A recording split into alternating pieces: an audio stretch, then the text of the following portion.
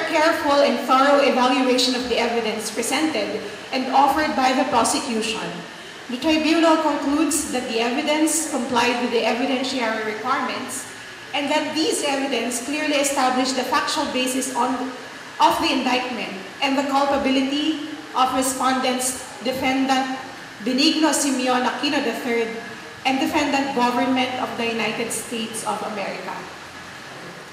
Guilty of gross human rights violations involving the civil and political rights of the Filipino people for committing extrajudicial killings, disappearances, massacres, tortures, arbitrary arrests and detentions, as well as other vicious, brutal, and systematic abuses and attacks on the basic democratic rights of the people.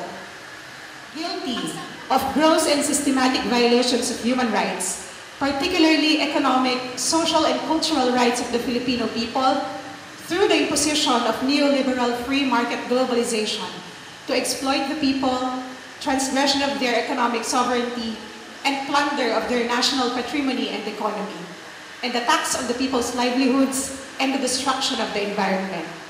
Guilty of gross and systematic violations of the rights of the people to national self-determination and liberation through the imposition of the U.S. war of terror and U.S. military intervention, as well as the perpetration of crimes against humanity and war crimes, misrepresentations of the people's right to national liberation and self-determination as terrorism, and the baseless terrorist listing of individuals, organizations, and other entities by the U.S. and other governments. Maraming salamat. Binabati ko ang lahat. Mabuhay kayo.